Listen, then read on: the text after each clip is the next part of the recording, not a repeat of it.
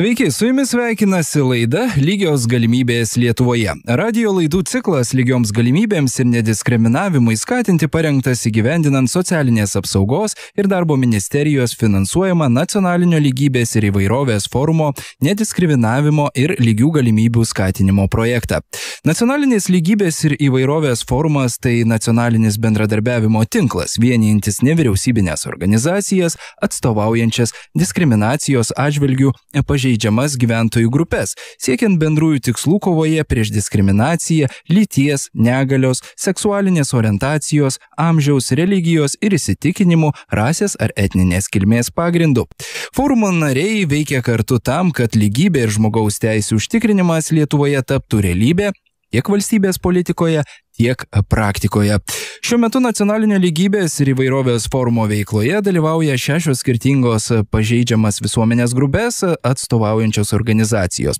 Tai yra asociacija LGL, asociacija Lietuvos neįgaliųjų forumas, VŠI naujųjų religijų tyrimo ir informacijos centras, asociacija Moterų informacijos centras, VŠI tarptautinių bendrijų namai ir asociacija Lietuvos pensininkų sąjunga Bočiai. Lietuvos miesto, Vilniaus miesto bendryje. Prie forumo įgyvendinamų veiklų aktyviai prisideda ir lygių galimybių kontrolieriaus tarnybos atstovai. Forumo nariai organizuoja reguliarius susitikimus. Prieš šios susitikimus forumo nariai dalyjasi informaciją ir idėjomis bei planuoja bendras veiklas. Forumo vizija nuo diskriminacijos išsilaisvinusi visuomenė, kur kiekvienas asmuo yra lygus su kitais ir gali nekliudomas realizuoti savo potencialą, kur įvairovė yra skatinama ir žmonės yra laisvi reikšti savo individualumą bei baimės patirti prievartą, kur žmogaus teisės yra gerbiamos, vyrauja laisvė ir lygybė. Siekdami konstruktyvaus dialogo tarp lesbiečių, gėjų, biseksualų ir translyčių žmonių ir religinių bendruomenių, Nacionalinės lygybės ir įvairovės forumas ir Europos religijos tikėjimo tinklas organizuoja tarptautinį seminarą diskusiją Religija, tradicinės vertybės ir žmogaus teisės, kuris būtent vyko šiandien Suomijos ambasadoje. Renginio metu aptartos geriausios praktikos Europos valstybėse pavyzdžiai, LGBT teisių problematika religijos kontekste ir bendradarbiavimo galimybės tarp religijos bendruomenių ir žmogaus teisių aktyvistų. Į renginį buvo kviečiami religinių bendruomenių ir žmogaus teisių organizacijų atstovai bei visi suinteresuoti religijos ir žmogaus teisių tematika. Diskusijos dalyvius sveikino ir naujųjų religijų tyrimo ir informacijos centro direktorė Vytauto Didžiojo universiteto sociologė daktarė Milda Ališauskienė. Na ir ji sutiko su mumis pakalbėti. Labą dieną. Sakykite, kokia religijos įtaka tolerancijai? Tolerancija, mes turbūt visi sutiktume, kad tai yra tam tikra socialinė problema, ar ne, kuri turi savo priežastis ir turi pasekmes. Ir galbūt tiksliau būtų sakyti, jos nebuvimas, ar ne, yra toksai ta socialinė problema. Bet religija šitoje vietoje atsiranda, jinai gali būti ir priežastimi tolerancijai, ir tam tikrų, priežastimi tos socialinės problemas, bet gali būti ir sprendimu. Kitaip tariant, religija gali, religinių įsitikinimų pagrindų žmonės gali netoleruoti kitų žmonių, ar ne, bet religinės bendruomenės taip pat gali padėti išspręsti tam tikras socialinės problemas. Ir va šiandieną kalbėdami apie religiją, toleranciją ir apie socialinės problemas kylančias dėl to, kad kai kurie žmonės yra galbūt netoleruojami, ar ne, mes kalbėjom apie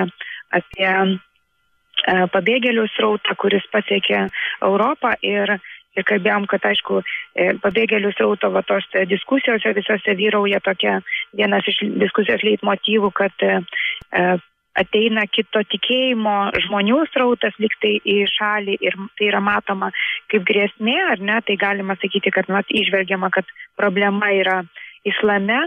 Bet kita vertus mes šitų diskusijų kontekste pamatėme idėją, kurią iškėlė kitos religinės bendruomenės vadovas, turiu omenyje popiežių, kuris pasakė, kad katalikų bažnyčia kviestų ir turėtų imtis kiekviena parapija po vieną pabėgėlių šeimą ir padėti jai integruotis į tą visuomenę, į kurią jinai atvyko. Taigi religija šitoje vietoje jinai gali būti ir pačia priežastimi, kaip jau minėjau, dėl to, kad kai kurie religiniai tikėjimai, kai kurie įsitikinimai, jie veda prie to, kad kitaip tikintis ir kitaip mąstantys žmonės ar kitaip gyvenantys žmonės nėra priimtini vienos ar kitos religinės bendruomenės nariams. Ir tada mes turėtume tokiam kontekste kalbėti, kaip tos žmonės, kaip su jais bendrauti ir kaip jiems parodyti, kad bet kokiu atveju visi žmonės yra žmonės, nepaisant jų skirtingų įsitikinimų ir galbūt žmogaus teisė šitoje vietoje galėtų būti vienu iš sprendimų. Taigi, religija ir tolerancija jos yra ir susijusios, bet to pačiu ir labai tokios probleminės abidvi sritys. Sakykit, kokios didžiausios LGBT teisių problemos iškyla religijų kontekste? Jau rengiantis jūsų minėtam seminarui, man teko atlikti tokiai, kaip ir dalyvauti tokiam socialiniam eksperimente, nes aš kviečiau religinių bendruomenių atstovus dalyvauti šitame seminare ir sulaukiau labai tokių skirtingų reakcijų. Viena vertus iš pačių didžiausių religinių bendruomenių sulaukiau tylos ir nenoro diskutuoti tokiamis temomis kaip religija, tradicinės vertybės ir žmogaus teisės. Kita vertus sužinojau, kad pačiose bendruomenėse yra apie tai kalbama, galvojama, ką daryti toliau, nes jūsų minėtai LGBT bendruomenių žmonių yra visose religinėse bendruomenėse, tik tai galbūt jų strategija šitų žmonių yra neatskleisti savo lytinės orientacijos ir būti tose bendruomenėse nepaviešinus, nepasirodžius. Tai tokie žmonės, jie išlieka religinių bendruomenių viduje. Ir tiesiog kai kalbame apie religinių bendruomenių praktikas, aš sakyčiau, kad nepaisant mokymų, mes vis tiek susidurėm su to, kad praktikose egzistuoja, kad tai, su kuo susiduria šitos LGBT bendruomenės nariai, tai yra ir problemos apskritai neigimas ir ignoravimas jos. Kita vertus gali būti ir pačių asmenų atskirtis iš bendruomenės, ar ne, kartais gali būti ir izoliavimas. O šio seminaro metu iškilo net ir tokia informacija mums buvo pateikta, kad net egzistuoja ir kai kuriuose bendruomenėse bandymai pakeisti LGBT žmonių lytinę orientaciją, priverčiančios pakeisti ją. Tai vėlgi tokie pavyzdžiai liudija, kad ta problema yra tikrai pakankamai aštri ir bendruomenės lyg ir ieško viduje savyje resursų, kaip tas problemas spręsti, bet kita vertus kol kas nematome ėjimo į viešumą ir kalbėjimo apie šitas problemas. Galbūt kalbėjimas toks viešumoje, jisai padėtų pačiom bendruomenėm atrasti tarpusavyje galimybės spręsti LGBT asmenų priklausančių religinės bendruomenėms klausimus. Tai sakykit, kokios bendradarbiavimo galimybės būtent tarp religinių įvairių bendruomenių ir žmogaus teisų aktyvistų? Mes šitame seminare iš tiesų diskutavome apie tai ir buvo nemaža dalis seminaro dalyvių iš religinių mažumų bendruomenių atėję ir kalbėjom ir tiesiog iškėlėme tokias dvi galbūt pagrindinės strategijas. Viena vertus, tai kaip ir mūsų svečias iš Jungtinės karalystės Alan Murray sakė, kad yra galima organizuoti tokius dialogo seminarus, kviesti diskutuoti religinių bendruomenių, LGBT bendruomenių atstovus, kurie kalbėtų apie tai, kas juos vienyje ir kas juos skiria ir galbūt atrastų kur kas daugiau vienijančių taškų negu skiriančių. O kita strategija galėtų būti tiesiog atrasti išorėje sankirtos taškus, kur galėtų, pavyzdžiui, tos bendruomenės veikti kartu. Sakykime, pavyzdžiui, kalbant apie švietimą, tiek, pavyzdžiui, įvairių religinių bendruomenių Lietuvoje, sakykime, religinių mažumų bendruomenių atstovai susiduria su su tam tikra formuojama nuomonė apie juos švietimo sistemoje arba žiniasklaidoje, arba tos pačios valstybės politikoje. Ir nebejojama, kad šitos mažumų grupės jos galėtų rasti bendrų sąlyčio taškų ir tiesiog padėti vienos kitoms kovoti su neteisybė jų atžvilgių ir tada atrasti tokių bendresnių taškų ir bendros tos veiklos jau minėtos. Tai mes apie tai kalbėjom ir mūsų svečias Alan Murray tai paminėjo tokį pavyzdį iš Londono, kuomet, nepamenu dabar tiksliai kurioje vietoje Londono, bet reiškia musulmonų teisių ginti išėjo LGBT žmonės į eiseną gatvėje, kur jie tiesiog ėjo su visais savo atributais, su vėliavom, su plakatais, kurie rodė, kad jie priklauso LGBT bendruomeniai, bet to pačiu jie sakė, kad mes einame ir šiuo metu atstovaujame ir giname musulmonų teisės. Tai tokios yra, sakykime, galimybės. Viena vertus viduje ieškoti bendro dialogo, reiškia atrasti kažkokias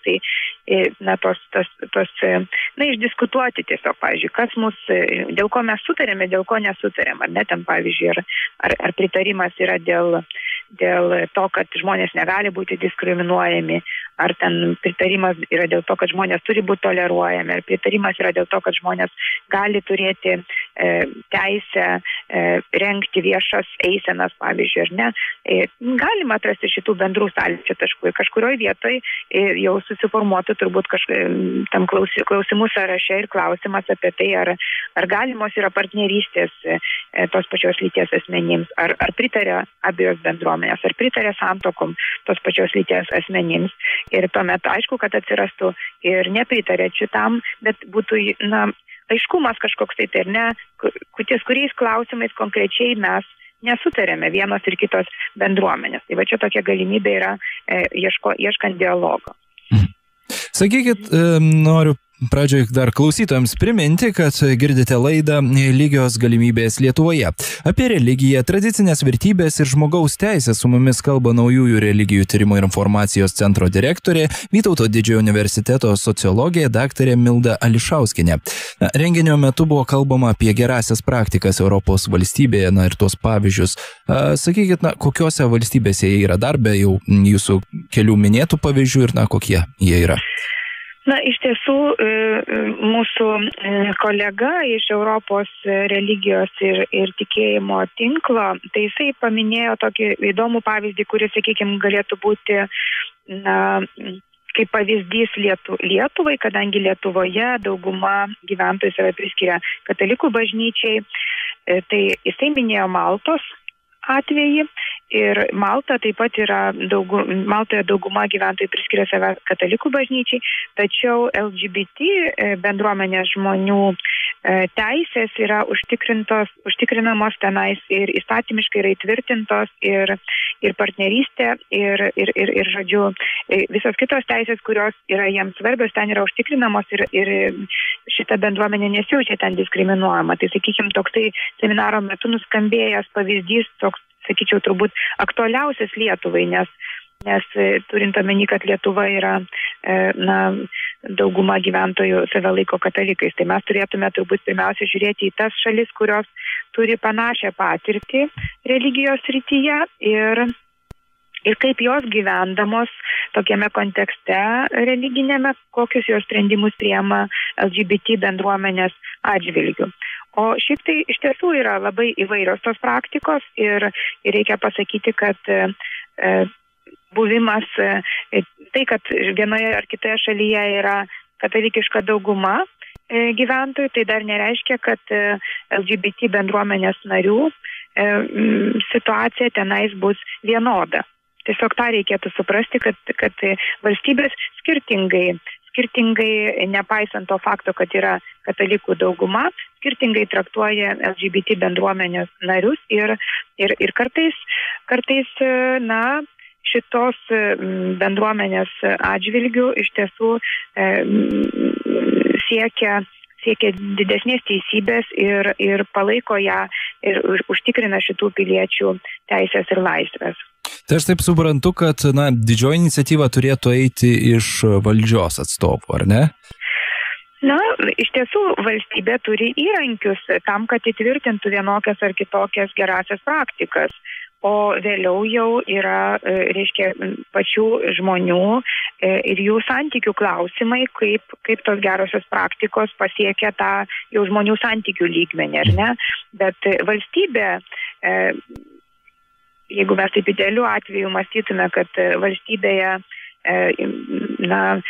politinį gyvenimą, viešą gyvenimą formuoja tos vienos ar kitos visuomenės elitas, tai jie turėtų įrodyti tą gerąjį pavyzdį, kaip ir parodyti tiems žmonėms, kurie gyvena tokį kasdienį įprastą gyvenimą, kaip turėtų būti priimamas vienas ar kitas reiškinys. Tai čia toksai galėtų būti idealių atveju. Na, žinot, tikrovėje idealių situacijų labai retai pasitaiko, bet pasitaiko. Sakykit, ko trūksta Lietuvoje, kad tai būtų įgyvendinta politinės valios ar galbūt apskritai švietimo tuo klausimu? Na, visų pirma, tai mūsų šitas seminaras šiandieną parodė, kad trūksta tokio susitikimo kartu. Visų pirma, bendravimo. Na, tiesiog susėdimo kartu ir įvardyjimo problemų. Tai šiandieną buvo tai pabandyta padaryti. Kad užsimegstų dialogas ir kad jisai vyktų, reikia kur kas ilgesnio laiko ir geros valios žmonių, iš tiesų bendruomenių geros valios žmonių, kurie norėtų matyti tą problemą ir norėtų ją spręsti. Tai reikia tikėtis, kad šiandienos seminaras iš tiesų ir leidžia tikėtis galbūt, kad ateityje prasidės tas dialogas ir tęsis. Ir to dialogo pagrindu vėliau galima parodyti ir valstybės lygių, kad iš tiesų problema šita gali būti sprendžiama, kad galima apie tai kalbėti, kad galima išspręsti LGBT žmonių problemas ir suderinti, atrasti dialogą su religinėmis bendruomenėmis, kurios ne visada savo mokymuose pritarė LGBT žmonių, reiškia, gyvenimo stiliui. Na, sakykit, ar matot kokį progresą, ar yra kas nors daroma šiuo klausimu Lietuvoje? Na tai aš tiesiog manau, kad šiandieną buvo bandymas tai padaryti ir tikėkime, kad ir ateityje Nacionalinis lygybės ir įvairovės forumas toliau inicijuos diskusijas tarp įvairių diskriminacijos pagrindų grupių ir ypač tarp religinių bendruomenių ir LGBT bendruomenių ir tikėkime, kad šitų diskusijų pagrindų vėliau galbūt net į jas galės atvykti ir diskutuoti ir politikai, ar jų patarėjai ir priimti sprendimus, kurie padėtų Lietuvos visuomeniai tapti labiau pilietiškai ir atvirai. Ačiū Jums už pokalbį. Ačiū Jums. Apie religiją ir tradicinės vertybės ir žmogaus teisės su mumis kalbėjosi Naujųjų religijų tyrimo ir informacijos centro direktorė Vytauto Didžiojo universiteto sociologė daktarė Milda Ališauskienė. Girdėjote laidą Nediskriminacijai skatinti lygios galimybės Lietuvoje. Radio laidų ciklas lygioms galimybėms ir nediskriminavimui skatinamas parengtas įgyvendinant Socialinės apsaugos ir darbo ministerijos finansuojamą Nacionalinės lygybės ir įvairovės forumo nediskriminavimo ir lygių galimybių skatinimo projektą. Kitą laidą girdėsite Tarptautinės tolerancijos dienos proga, tai yra lapkričio 16 dieną po 14 valandos žinių. Taip pat Tarptautinė žmogaus teisių diena gruodžio 10 po 14 valandos žinių, kur kalbėsime atitinkamomis temomis. Iki. Radijas Pūkas.